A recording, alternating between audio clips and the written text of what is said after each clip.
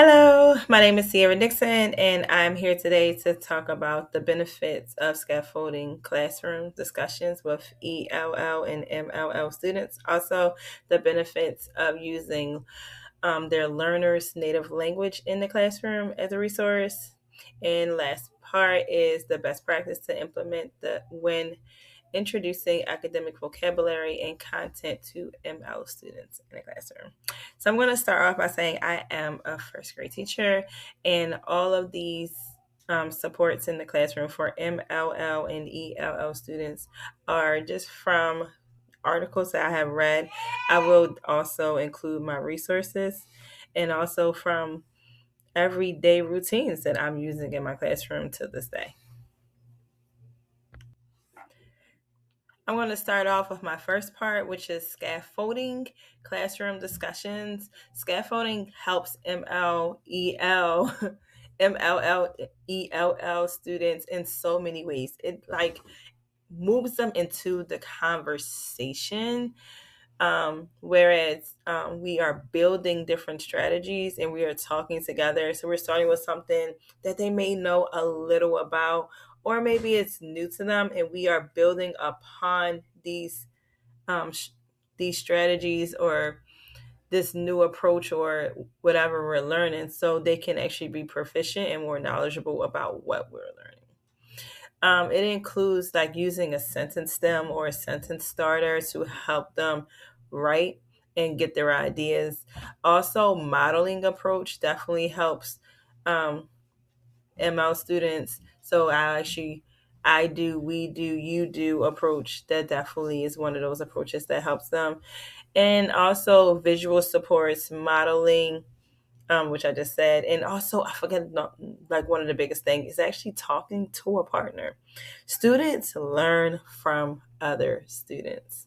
Scaffolding can also promote listening, speaking skills, encourage peer interactions, and help students gradually take one or more complex language tasks independently. So over time, it helps them stabilize their language, well, their new language that they're learning, and also helps them build their vocabulary and improving language altogether. Now, moving on to using a learner's native language as a resource. Um, Implementing a student's native language definitely strengthens their understanding. It also it affirms their identity. Sorry. It's like they are individual. We all are individual, and some they can bring their home language to the conversation, and we can all learn from our students, or our students can learn from just combining something that they already know to something new that they are learning. Um, in the first grade, we include this, but I label a lot of things in my classroom. Everything is labeled. And as I do my labels, some of my labels are in English and Spanish, and I also have Arabic. So I have three different languages in my classroom right now, which is English, French, no, sorry, English, Spanish, and Arabic. So as I am labeling all of my books, my categories in my library, to my math centers, to my STEM supplies. I try to use all three of those different languages so that my students can identify with whatever they're trying to, whatever supply they're trying to get, whatever book they're trying to get. And I also include a multilingual book section in my class library, so all my students in my classroom can identify with a book in their native language, and it helps them like with their identity, making them feel like they are more accepted and they belong somewhere. Because in my room, we all belong together, no matter where we come from and no matter what language we speak.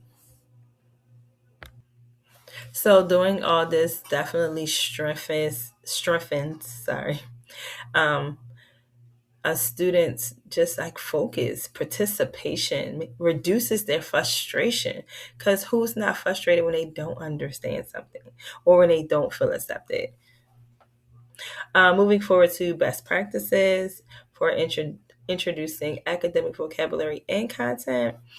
So effective vocabulary instructions for MLEL students should be specific. It should be specific to whatever you're learning. It also should have visuals and be repetitive. So, especially when you have those MLEL students, you definitely need to repeat what you're saying. Sometimes even slow down your words so they can actually break down the sounds that they hear and say it and like repeat after you. So, like, so in first grade, we do things where we count the syllables in the word. So, if I'm asking them for a word like picture, picture, my students will break it down into those syllables. So, it not just helps the ML students, it helps every student in the classroom. Also, just having like pictures that go with their images for our vocabulary. So, every time we have vocabulary in reading, or writing, or even phonics, it's a picture to match. So like if you see what was the last one? Oh, love this. Interrupt. So interrupt was a vocabulary word that we just used in my classroom last week. And in that you have the interrupt, which we clamp it up, interrupt, 3 syllables. And we do that twice because they say that repetition is very good, and it helps when students are learning how to pronounce words. So sorry, I'm getting a little distracted. Next, I'll show them the picture, and then I tell them what the picture is with the definition of the word.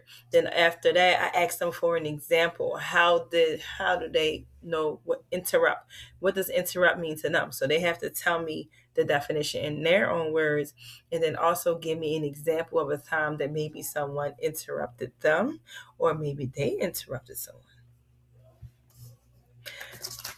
So having these meaningful conversations, rather than just isolating, oh, this is the one thing, here's the word and definition.